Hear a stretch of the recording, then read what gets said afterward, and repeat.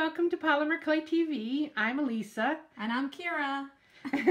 We are together today because my car had to go in the shop and we're getting ready to go to North Carolina, so I haven't had a chance to film, so I said let's film together. So we are filming together to show you some really cool silk screens that we have now. These are not your typical silk screens. These are much longer.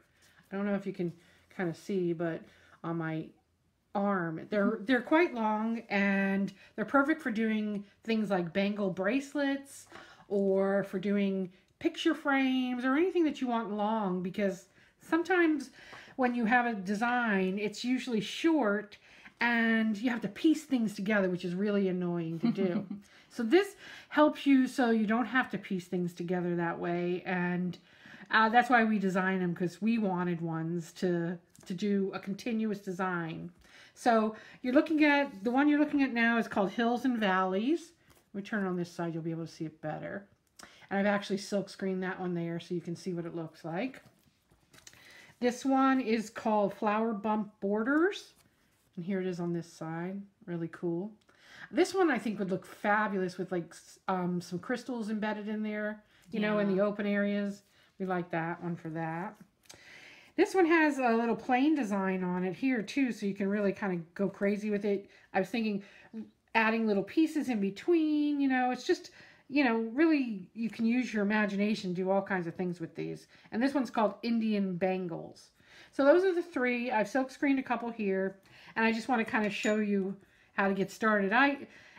If you've watched the show, you know that I like to work with like a straight edge.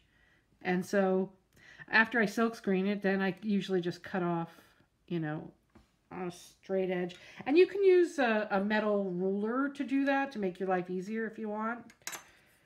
But I just kind of free-handed it there. And it might be a little crooked, but we've shown in the past, or Kira has shown in the past, how she uses just a tin can, an aluminum can, and you can make bangles just by using this.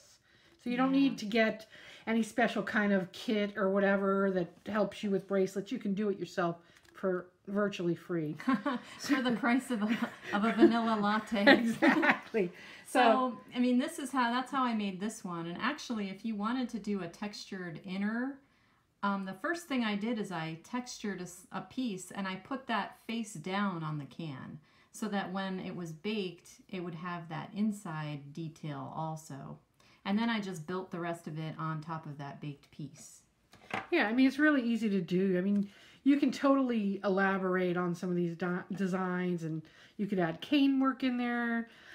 Just a lot you can do, but that's just one of the things. I was thinking these would be really cool for picture frames. You know, picture, pun now actually intended. Okay, so let's cut this one out, and I just wanted to show you, you know, just some possibilities. And I'm not working how I normally work because I'm at Kira's. I'm having a hard time seeing. Let me turn this around. And I think you guys can see that okay. We're using, what is this, the seafoam green with the... It's souffle in the, oh gosh, what did we use? Sea glass. Oh, you know what? This side I went all the way to the edge.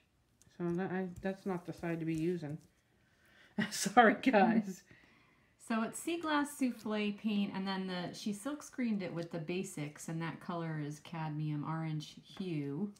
And the Liquitex basics work good for silk screening, and you can get these at most stores, like Michael's has them.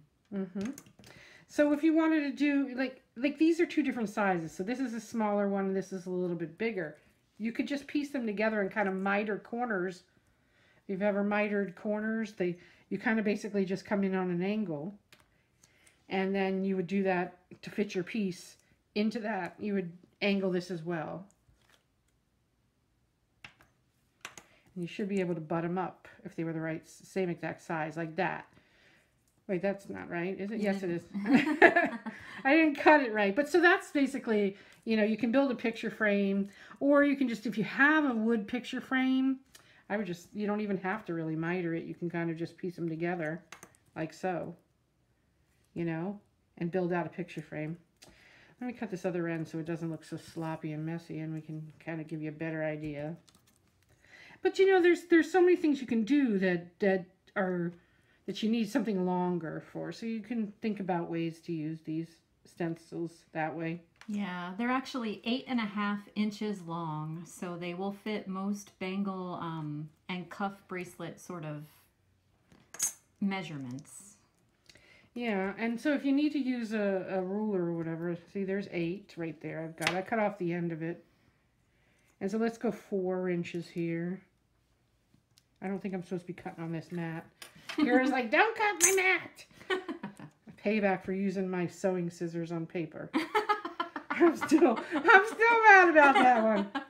And so, you know, you can just kind of build it. And you could do this on paper and then bake it that way and then like put it on something or double up the clay. You know, so you have 2 pieces of clay. And if you wanted to, I have these little rare earth magnets hanging around.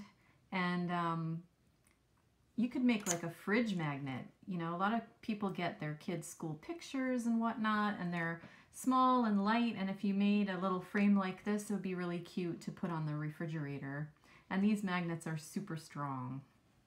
Yeah, those rare earth ones. Mm-hmm. You know, there was discussions about baking magnets because they say that it takes away the magnetic ability of it, which we didn't have that experience, I don't think, you know? Yeah, I've never had that happen. But some people talk about that on forums. I've seen that.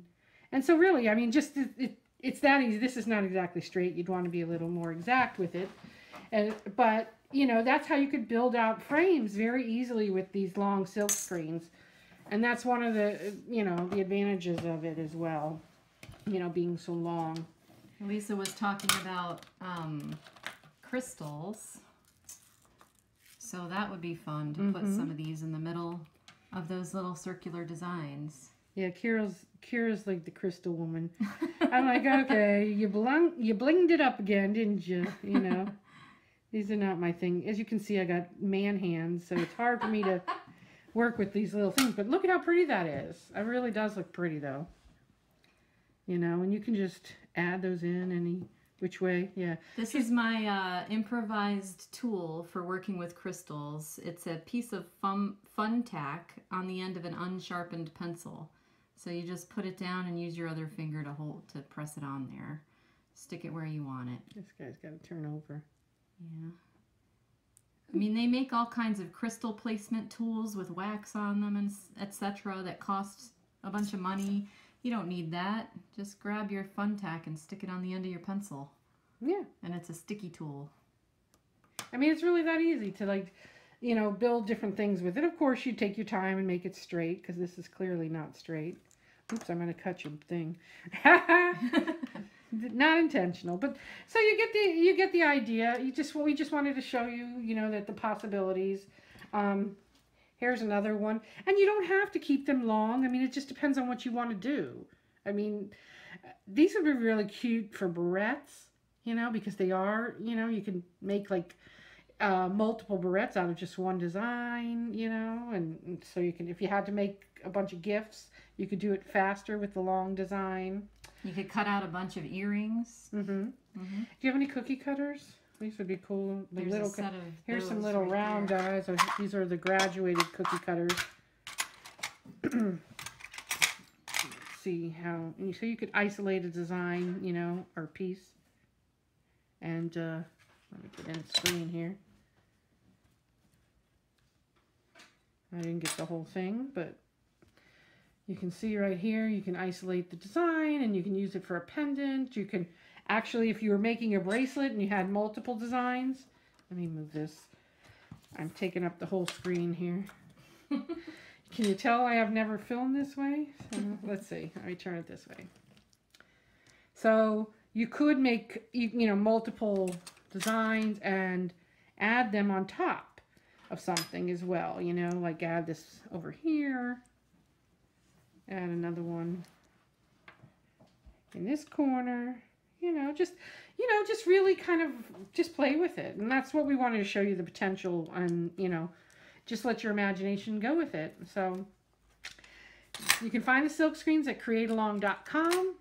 and we're always adding new ones and coming up with new ideas. So check out createalong.com, and you will see we'll add our videos in there too when we make stuff with any of these different silk screens, so you can see what we made. So I think that's it for today. Just wanted to give you a quick glimpse into what you can do with these long silk screens. So we'll see you next time. Thanks so much for joining me. Bye-bye.